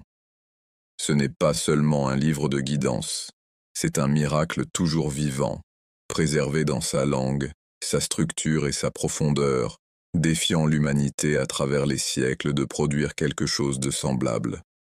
Le Coran lui-même proclame ce défi en plusieurs endroits, rappelant aux croyants comme aux sceptiques que si l'humanité entière et les djinns se rassemblaient pour produire quelque chose de similaire, ils échoueraient. Ce défi n'est pas rhétorique, il a résisté à l'épreuve du temps, inégalé par les poètes, les philosophes ou les scientifiques. Le Coran continue de dévoiler de nouvelles dimensions de sens à mesure que l'humanité progresse, nous rappelant que son miracle n'est pas limité au passé, mais bien vivant dans le présent et l'avenir. Ce qui rend le Coran miraculeux, ce n'est pas seulement son éloquence inégalée en arabe, mais aussi son impact multidimensionnel. Pour les Arabes du temps de Rasulullah, le pouvoir du langage était suprême. La poésie et l'art oratoire étaient considérés comme la plus haute forme d'art et d'expression intellectuelle. Lorsque le Coran fut révélé, il submergea même les plus grands poètes, qui reconnurent que son rythme, son choix des mots et sa profondeur de sens ne pouvaient être imités. Ceux qui étaient experts en éloquence comprirent immédiatement qu'il ne s'agissait pas d'une parole humaine. L'agencement des mots du Coran pénétrait l'âme d'une manière qu'aucune poésie ne pouvait égaler, alliant beauté et puissance, simplicité et profondeur. Pour ce public, c'était la preuve la plus claire que le message venait d'au-delà de la capacité humaine. Pourtant, le miracle du Coran ne resta pas confiné à l'éloquence. Il évolua vers quelque chose de bien plus grand, capable de s'adresser à l'humanité dans chaque époque selon ses besoins intellectuels. Au fil des siècles, les gens commencèrent à voir de nouvelles dimensions dans le Coran qui allaient au-delà de sa brillance linguistique. L'un des aspects les plus fascinants est la façon dont les versets coraniques s'alignent avec les découvertes scientifiques, souvent révélées des siècles plus tard. Par exemple, le Coran décrit les étapes du développement embryonnaire dans le ventre. Nous avons créé l'homme d'un extrait d'argile, puis nous l'avons placé comme une goutte dans un reposoir solide. Ensuite, nous avons façonné la goutte en une adhérence, puis l'adhérence en une masse, puis la masse en os, puis nous avons revêtu les os de chair, puis nous en avons produit une autre création. Surat al-Mu'minun 23, 12-14. Ces versets décrivent un processus que l'embryologie moderne, grâce au microscope et à la technologie, a confirmé dans un détail remarquable. Au moment de la révélation, une telle connaissance était inaccessible. Aucun être humain n'aurait pu comprendre les processus cachés dans l'utérus avec une telle précision. Pourtant, le Coran en parlait comme d'un signe clair de la science divine. Pour un public moderne, cela reste un exemple saisissant de la manière dont le Coran continue de révéler sa nature miraculeuse à mesure que la connaissance humaine s'élargit. Un autre exemple est la mention par le Coran de l'expansion de l'univers. Dans la sourate Adh Dariyat 51-47, Allah dit « Et le ciel, nous l'avons construit avec force, et en vérité, c'est nous qui l'élargissons. » Pendant des siècles, ce verset intriguait les commentateurs, car l'idée d'un univers en expansion était inimaginable. Mais au XXe siècle, avec le développement de l'astrophysique et la découverte de galaxies s'éloignant les unes des autres, la science confirma ce que le Coran avait déclaré plus de 1000 ans auparavant. Une fois de plus, un verset qui semblait mystérieux devint un signe de l'alignement miraculeux du Coran avec les vérités de la création. Ce n'est pas un hasard. Cela fait partie du rôle du Coran comme miracle intemporel, révélant de nouvelles dimensions de sens à chaque époque. De même, le Coran parle de la barrière entre deux masses d'eau qui ne se mélangent pas. Dans la sourate Ar-Rahman, 55, 19, 20, Allah dit « Il a donné libre cours aux deux mers pour qu'elles se rencontrent. Entre elles se trouve une barrière qu'elles ne franchissent pas. » Les océanographes modernes découvrirent le phénomène des estuaires, où l'eau douce et l'eau salée se rencontrent, mais ne se mélangent pas immédiatement en raison de différences de densité, de salinité et de température. Cette découverte étonna les scientifiques, et pourtant elle avait été décrite dans le Coran des siècles avant que les hommes puissent étudier les océans avec autant de précision. De tels versets révèlent non seulement la connaissance divine contenue dans le Coran, mais rappellent également que chaque génération continuera d'y trouver des signes en fonction de ses propres progrès. Le miracle du Coran réside également dans sa capacité à fournir une guidance dans les affaires morales, sociales et spirituelles qui restent pertinentes à travers le temps. Alors que la connaissance scientifique évolue, les enseignements éthiques du Coran demeurent constants, traitant la condition humaine à sa racine. Qu'il s'agisse de justice, de compassion, de famille ou de gouvernance, le Coran offre des principes qui survivent au système changeant de la pensée humaine. Cette intemporalité est en soi miraculeuse. Comment un livre révélé dans l'Arabie du 7e siècle pourrait-il continuer à fournir des réponses pour les sociétés mondiales du 21e siècle? Les paroles du Coran résonnent dans chaque culture, offrant des solutions qui ne sont pas limitées par le temps ou le lieu. De plus, le Coran s'adapte aux défis intellectuels de chaque époque. Dans les premiers siècles, le défi était l'éloquence et la poésie. Plus tard, ce fut la philosophie et la logique. Aujourd'hui, ce sont la science et la technologie. Et à chaque époque, le Coran parle dans une langue qui répond aux doutes de l'époque, révélant des dimensions que les générations antérieures n'avaient peut-être pas pleinement saisies. Par exemple, à une époque obsédée par le matérialisme, le Coran insiste sur la nature éphémère des richesses mondaines et sur l'importance de la vie éternelle à venir. À une époque où les gens recherchent la justice sociale, les principes du Coran sur l'égalité, la charité et l'équité brillent d'une pertinence renouvelée. À une ère de découverte scientifique, ces références aux phénomènes naturels révèlent une harmonie entre la révélation et le monde naturel. Pour les croyants, c'est la preuve que le Coran n'est pas un livre statique, mais un miracle vivant.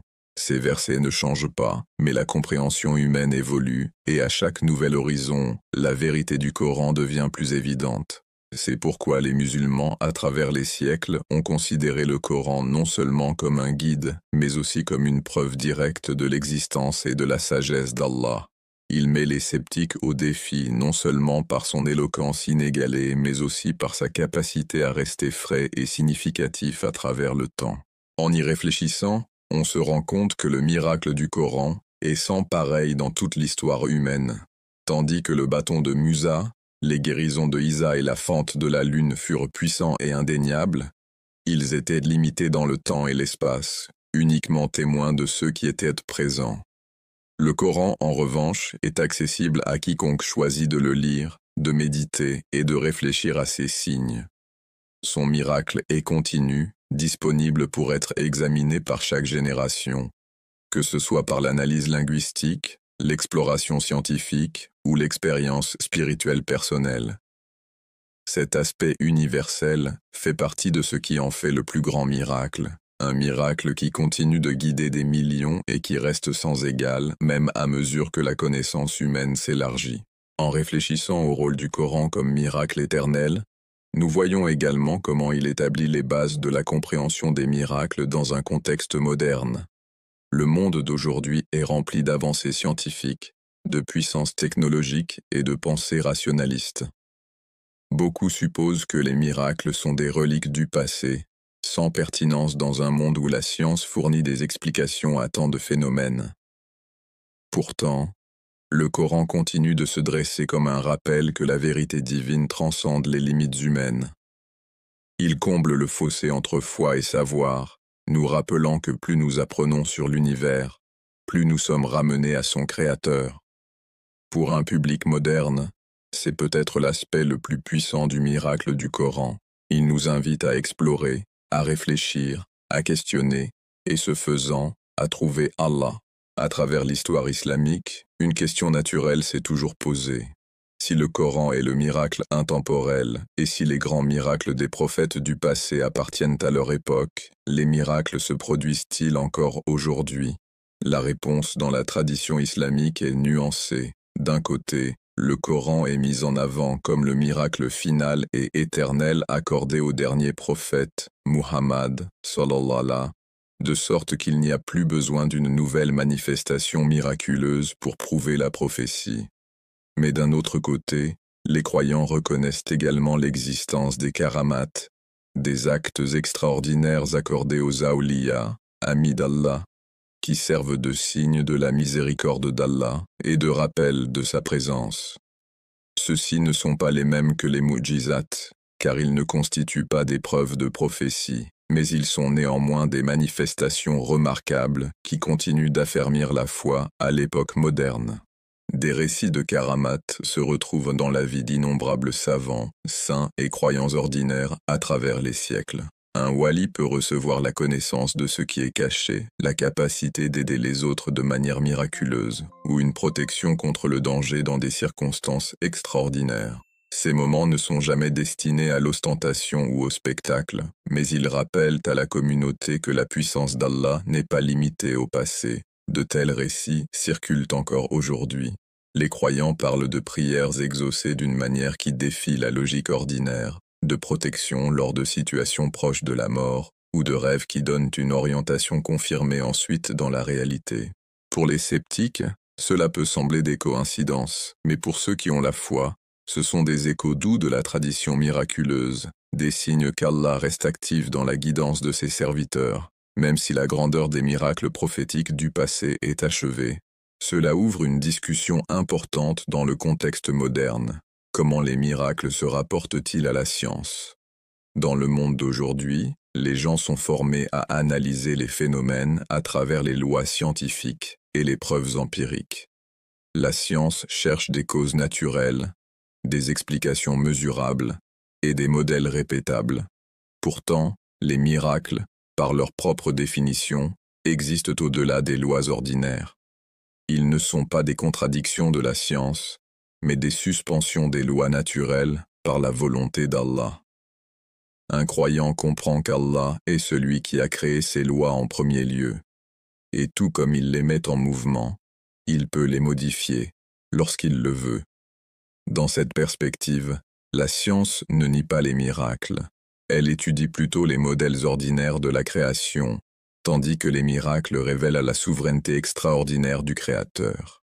La relation entre miracle et science n'est donc pas une contradiction, mais une complémentarité. La science répond au « comment » des phénomènes, tandis que les miracles renvoient au « pourquoi ». Par exemple, la science explique comment la pluie se forme par évaporation, condensation et précipitation. Mais un miracle, tel que des pluies soudaines qui sauvent une communauté de la sécheresse après les prières d'un prophète, démontre l'intervention directe d'Allah, pliant les processus naturels à son commandement. Les publics modernes peuvent être tentés de rejeter les miracles comme superstition, mais le Coran nous rappelle que les signes d'Allah sont partout, et que ceux qui réduisent tout à des explications matérielles risquent de manquer la vérité supérieure. De plus, dans le monde moderne, la science elle-même a ouvert de nouvelles voies pour apprécier le miraculeux. Considérons comment les découvertes en physique, en cosmologie et en biologie révèlent des complexités bien au-delà de la compréhension humaine. L'ajustement précis de l'univers, les subtilités de l'ADN, l'immensité du cosmos, Ces réalités, bien que décrites en termes scientifiques, inspirent une crainte qui rappelle l'émerveillement autrefois suscité par les miracles traditionnels. Pour de nombreux croyants, l'existence même d'une telle précision et harmonie est en soi un miracle, indiquant un dessein divin. En ce sens, la science moderne n'efface pas le miraculeux mais élargit ses horizons, montrant que ce que nous tenons souvent pour acquis est rempli de signes divins. En même temps, la tradition islamique nous avertit de ne pas courir après les miracles comme unique fondement de la foi. Le Coran insiste à plusieurs reprises sur le fait que la guidance ne réside pas seulement dans les signes, mais dans l'ouverture du cœur à la vérité. Les miracles peuvent apparaître devant les yeux, mais sans humilité et sincérité, ils ne mèneront pas à la croyance. Les Quraïsh ont vu la lune se fendre, mais beaucoup l'ont rejetée comme de la sorcellerie. Pharaon a vu la mer se fendre, mais il a persisté dans son arrogance. Dans le monde moderne, cette leçon est plus pertinente que jamais. Une personne peut être témoin d'innombrables signes, que ce soit dans le cosmos, dans des prières exaucées ou dans des événements extraordinaires. Mais si son cœur reste fermé, ceux-ci seront expliqués ou ignorés. La foi n'est donc pas construite sur le spectacle, mais sur la soumission. Les miracles ne servent qu'à renforcer et confirmer ce que le cœur est prêt à accepter. La question se pose alors, pourquoi les miracles importent-ils encore aujourd'hui, à une époque dominée par le rationalisme, le scepticisme et l'orgueil scientifique? La réponse réside dans la condition humaine elle-même. Peu importe à quel point la société progresse, les gens aspirent toujours à un sens au-delà du matériel. La technologie peut prolonger la vie, mais elle ne peut pas répondre à la raison de l'existence de la vie. La science peut décrire les processus, mais elle ne peut pas fournir le but ultime. Les miracles nous rappellent cette dimension supérieure, perçant à travers les couches du matérialisme pour éveiller l'âme. Ils nous disent que la vie ne concerne pas seulement ce qui peut être mesuré, mais aussi ce qui transcende la mesure. Pour le croyant, chaque prière exaucée, chaque moment d'aide divine, chaque expérience inexplicable de miséricorde devient un miracle personnel, guidant le cœur plus près d'Allah. De cette manière, le Coran reste le plus grand miracle, car il continue de fournir cette guidance pour toutes les époques. Il comble le fossé entre l'ancienne foi et la compréhension moderne, entre révélation et raison. Alors que d'autres miracles appartenaient au passé, le Coran est présent, vivant et accessible. Ces versets demeurent aussi pertinents pour un scientifique du XXIe siècle que pour un poète du VIIe siècle. Pour l'un, sa beauté linguistique peut être le signe. Pour un autre, son alignement avec les découvertes scientifiques peut être le signe. Pour un autre encore, sa profondeur spirituelle peut être le signe. Chaque cœur reçoit de lui selon son besoin, et c'est dans cela que réside son universalité. Ainsi, lorsqu'on discute des miracles dans le contexte moderne, on se rend compte qu'ils ne sont pas des reliques d'une époque révolue. Ils sont vivants, bien qu'ils ne prennent pas toujours les formes dramatiques qui ont marqué l'histoire prophétique. Ils vivent à travers le Coran, à travers les karamates des justes, à travers l'émerveillement suscité par les découvertes scientifiques, et à travers les expériences personnelles d'innombrables croyants. Ils continuent de servir leur objectif ultime, non pas le divertissement, non pas la contrainte, mais la guidance. Et ils rappellent à l'humanité que, peu importe jusqu'où nous avançons, nous restons dépendants du Créateur dont la volonté transcende tout. Cette compréhension nous prépare à voir comment les miracles s'intègrent dans la philosophie plus large de l'islam. Ils sont des signes de la puissance et de la miséricorde d'Allah, destinés à guider l'humanité sans lui retirer son libre arbitre. À l'ère moderne, leur forme peut différer, leur reconnaissance peut varier, mais leur but reste constant, conduire le cœur sincère vers la vérité. En concluant cette longue discussion, il est important de revenir au fil essentiel qui a traversé chaque segment, la différence entre la vérité et l'illusion. Depuis les premiers prophètes jusqu'au dernier messager Muhammad, sallallahu alayhi wa sallam, les miracles qui sont venus n'ont jamais eu pour but le spectacle ou le divertissement, ni n'étaient des interruptions aléatoires de l'ordre naturel. Ils étaient des signes délibérés, envoyés avec une sagesse divine, pour authentifier la mission des prophètes et guider les êtres humains vers la vérité. En revanche, la magie, sous toutes ses formes, a toujours eu pour but la tromperie, la manipulation, et le fait de détourner les gens de la clarté vers la confusion. Cette distinction fondamentale, entre mujiza, miracle, comme vérité, et sihir, magie, comme illusion, demeure l'axe autour duquel toute la conversation tourne. Lorsque Moussa, Azès affronta les magiciens de Pharaon, le Coran brossa un tableau clair. Les cordes et les bâtons des magiciens semblaient en seulement bouger, trompant les yeux, alors que le bâton de Moussa, As, devint un serpent vivant par la volonté d'Allah. Un acte était illusion, un tour de perception, l'autre était réalité, indéniable et irrésistible.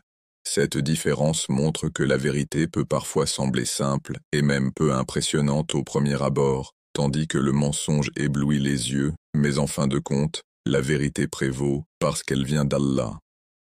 La même leçon apparaît dans l'histoire des prophètes. Isa, al-Salam, guérit les aveugles et ressuscita les morts, non pas par quelque formule ou incantation, mais par la permission divine. Muhammad, sallallahu alayhi wa sallam, reçut le Coran, un miracle qui continue de défier, de transformer et de guider, restant bien au-delà de la portée de la fabrication humaine. Dans chaque cas, le miracle ne servait pas de divertissement, mais de preuve d'une mission divine. En réfléchissant à ces vérités, on réalise que les miracles ne sont pas seulement des épisodes historiques, mais des messages intemporels.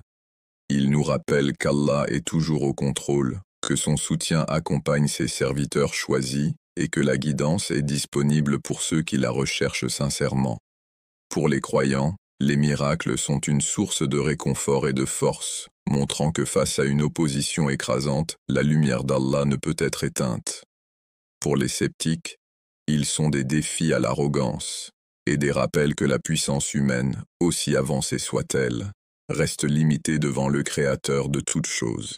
Il est aussi important de noter que les miracles n'ont jamais été envoyés pour éliminer le libre arbitre.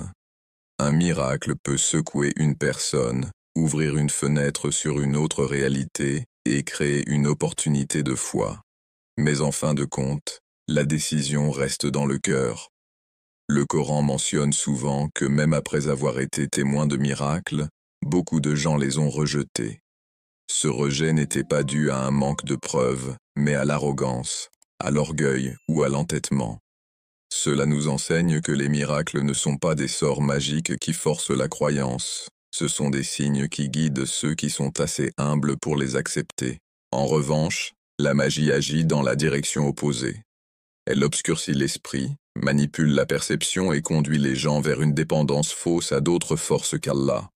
Là où les miracles apportent la clarté, la magie apporte la confusion. Là où les miracles guident vers le tawhid, unicité d'Allah, la magie détourne vers le shirk, association de partenaires à Allah, et la superstition. C'est pourquoi le Coran condamne le sihir et loue les signes clairs d'Allah. Les deux ne peuvent être réconciliés. L'un est un chemin de lumière, l'autre un chemin de ténèbres. Dans le contexte moderne, cette distinction reste profondément pertinente. Nous vivons à une époque où les illusions sont partout, tromperies numériques, faux récits et manipulations technologiques qui peuvent brouiller la ligne entre vérité et mensonge.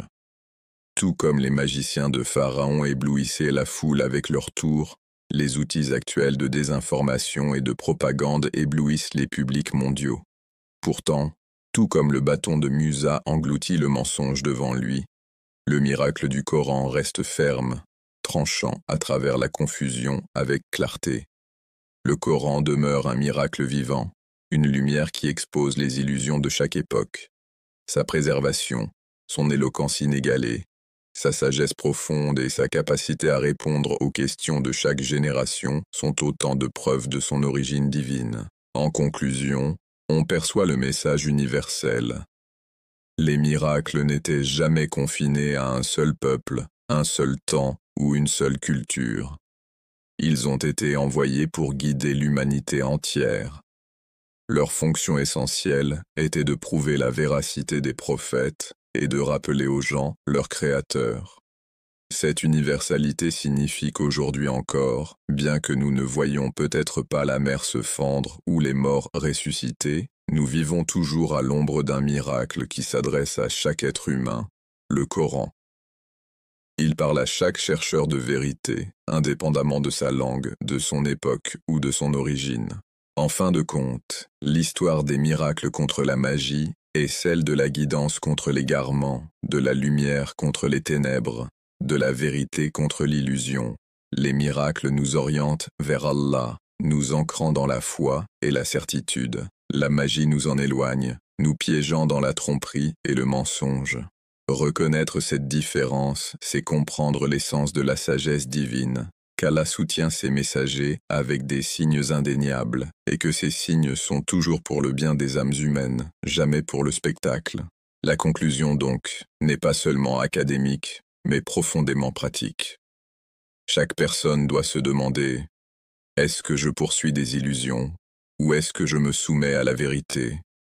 Est-ce que je me laisse éblouir par ce qui est éphémère, ou est-ce que je cherche ce qui est éternel? Les miracles nous rappellent qu'Allah est plus proche que nous le pensons, et que la guidance est toujours à portée de main pour ceux qui ouvrent leur cœur. Le message de tous les prophètes, soutenu par leurs miracles, est le même. Adorez Allah seul, vivez selon sa vérité et rejetez la tromperie sous toutes ses formes. Voilà l'enseignement ultime. Les miracles ne concernent pas le pouvoir, le spectacle ou la manipulation.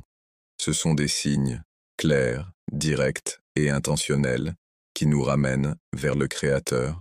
La magie, en revanche, n'est qu'un spectacle vide, un piège d'illusion qui éloigne les gens de ce qui est réel. À chaque époque, l'humanité est confrontée à ce choix. Embrasser les miracles, c'est embrasser la vérité. Tomber dans les illusions, c'est tomber dans le mensonge. Et Allah, dans sa miséricorde, a rendu le chemin clair pour ceux qui veulent voir.